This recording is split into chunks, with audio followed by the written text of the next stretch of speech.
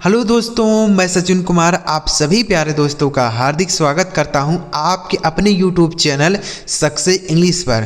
प्यारे दोस्तों, यह वीडियो आपके लिए बहुत ही इम्पोर्टेंट है क्योंकि इस वीडियो में जो शब्द आपके लिए लेकर आया हूं इनके बिना आप अंग्रेजी बोल ही नहीं सकते, यानी इनके बिना अंग्रेजी बोलना मुश्किल है। अगर कोई व्यक्ति अंग्रेजी बोलना जानता है और आप उससे कह दें कि इन शब्दों के बिना अंग्रेजी बोल के दिखाए तो वह अंग्रेजी बोल ही नहीं सकता है।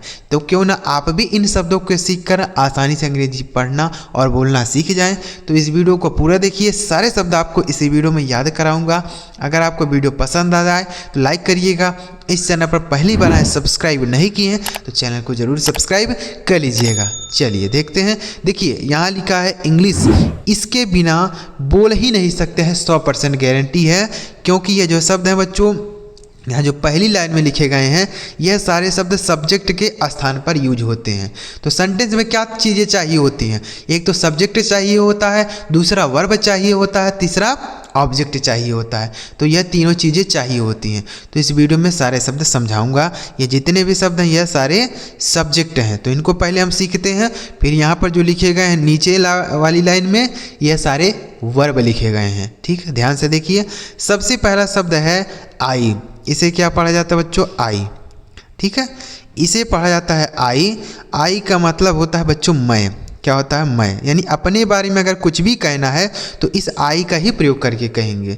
अगर अपने बारे में कुछ कहना है, आई ना बोलना पड़े तो कैसे आप बता पाएंगे? नहीं बता पाएंगे ना। तो इसलिए इसे याद करिए। आई का अर्थ हो गया मैं।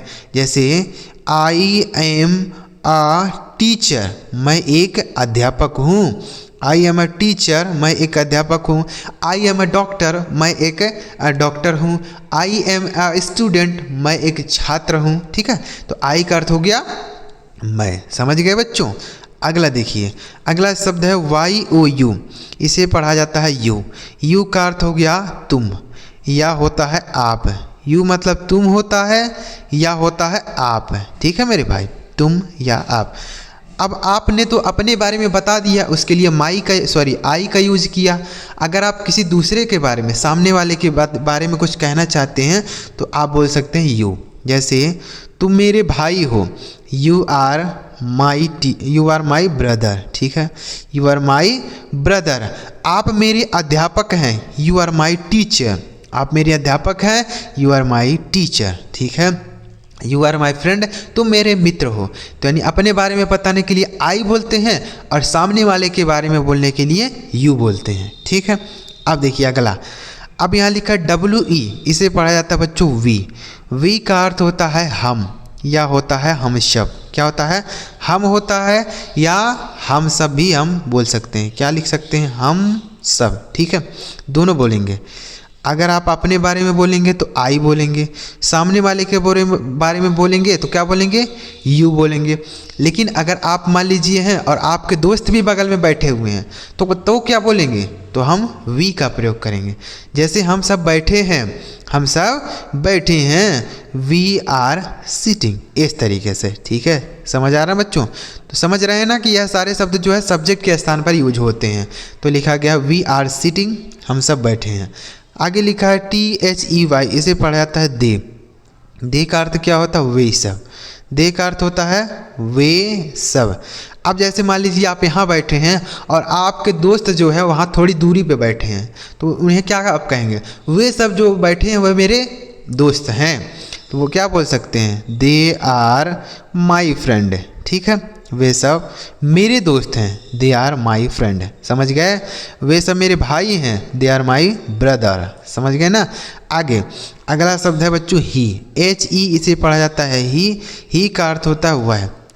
देखिए, आपने अपने बारे में बता दिया, आपने सामने वाले के बारे में बता दिया, बहुत सारे लोगों के बारे में भी बता दिया, और बहुत सारे लोग अगर कहीं दूर पे हैं तो उसके लिए भी हमने बता दिया दे।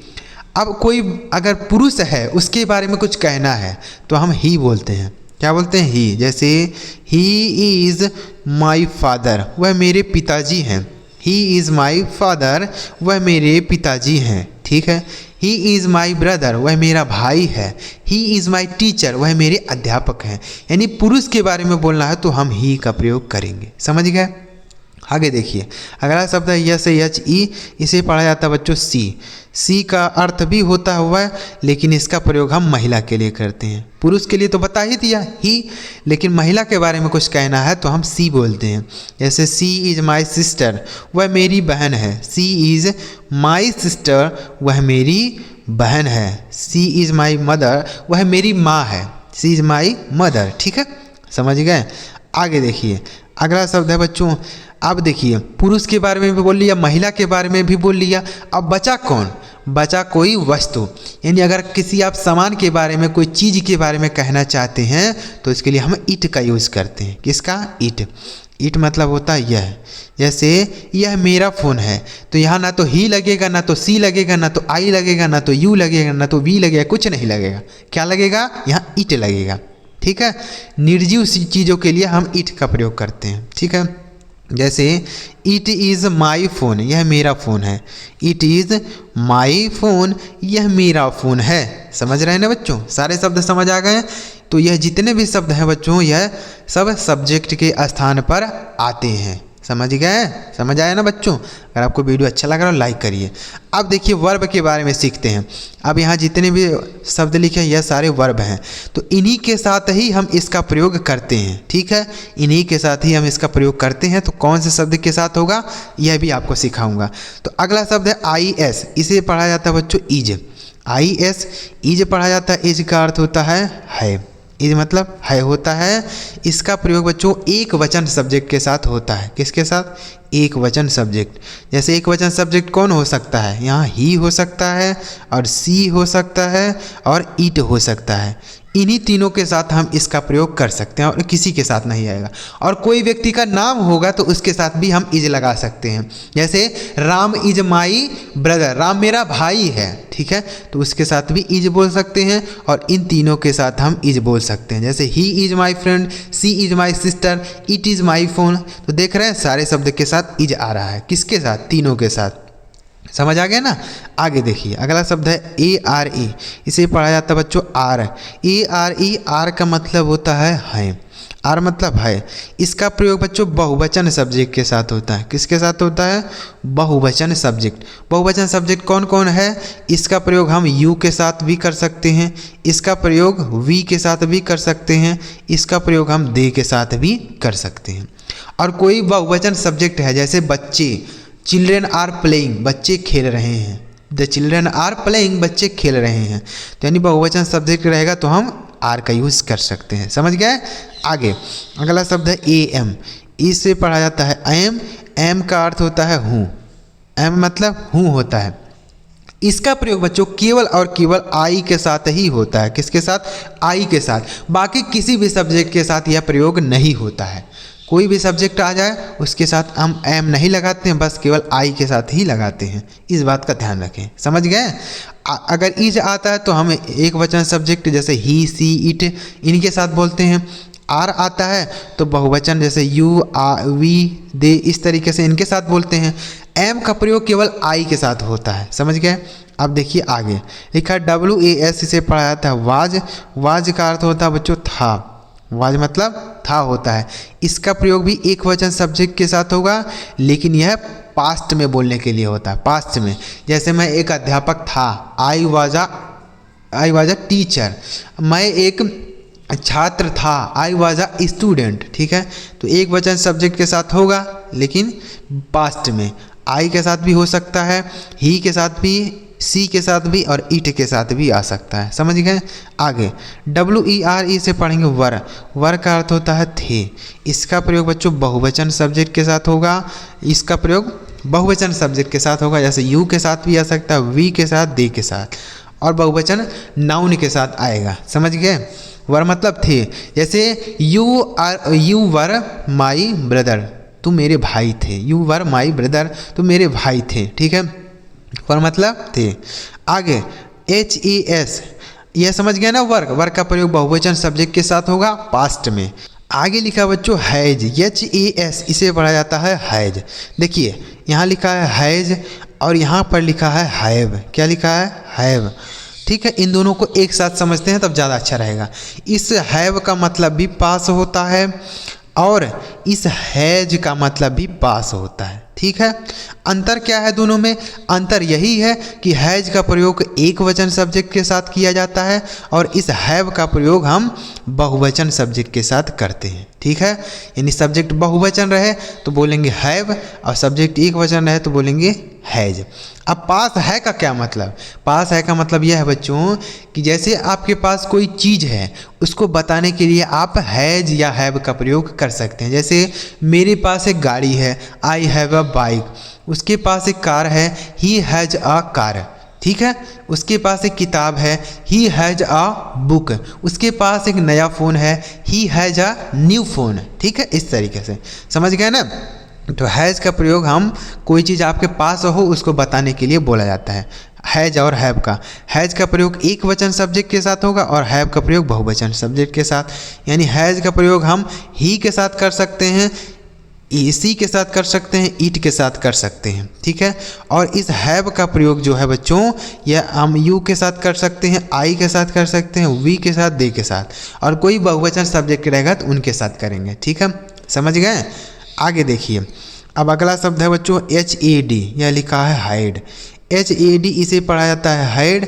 हाइड का मतलब होता है पास है, पास था। अब देखिए, ये जो हैज और हैव होता है यह पास्ट में प्रेजेंट में प्रयोग होता है। किस में होता है? प्रेजेंट में। और पास्ट में बोलना हो तो हम हैड बोलते हैं। सभी सब्जेक्ट के साथ आता है, चाहे वह एक वचन सब्जेक्ट हो चाहे बहुवचन हो, सभी के साथ लिखा जाएगा हैड। ठीक है, जैसे आई हैड आ साइकिल, मेरे पास एक साइकिल थी। ठीक है, आई हैड अ साइकिल। ही के साथ भी आ सकता है, जैसे ही हैड आ कार, उसके पास एक कार थी। ठीक है, तो सारे सब्जेक्ट के साथ हम हैड बोलते हैं।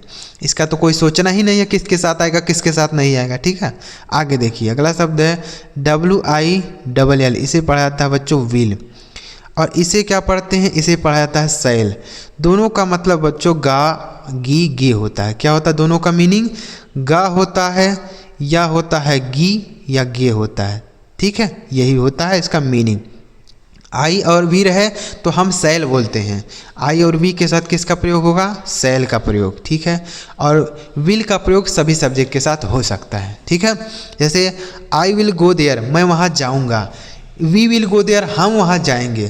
तो आई और वी के साथ किसका प्रयोग होगा? सेल का। और बाकी सभी सब्जेक्ट के साथ विल का प्रयोग। तीनों का मीनिंग होता है गा गी गे। समझ गए। अगला शब्द है TOO, इसे पढ़ा जाता है बच्चों टू। टू का अर्थ होता है भी या ज़्यादा भी होता है, ज़्यादा। जैसे इट इज़ टू मच। ठीक है, यह बहुत ज़्यादा है। आगे लिखा है बच्चों, देखिए अगला शब्द है BY, इसे पढ़ा जाता है बाई। बाई का अर्थ होता है से या होता है द्वारा। ठीक है, से या द्वारा, यह अलग शब्द है, इसका अलग जगह यूज होता है, इनमें कोई यहाँ इसका रोल नहीं है। ठीक है, तो इसका क्या अर्थ होगा? से या द्वारा। जैसे मैं गाड़ी से घर गया, I went home by bike. समझ गए। तो बच्चों आपको ये सारे शब्द समझ आ गए हैं। यह सब जो है पहली लाइन में लिखा गया, यह सब सब्जेक्ट के स्थान पर आते हैं, और यहाँ पर जो लिखे गए हैं यह सारे वर्ब के स्थान पर आते हैं। तो उम्मीद कर रहा हूँ सारे शब्द आप समझ गए होंगे।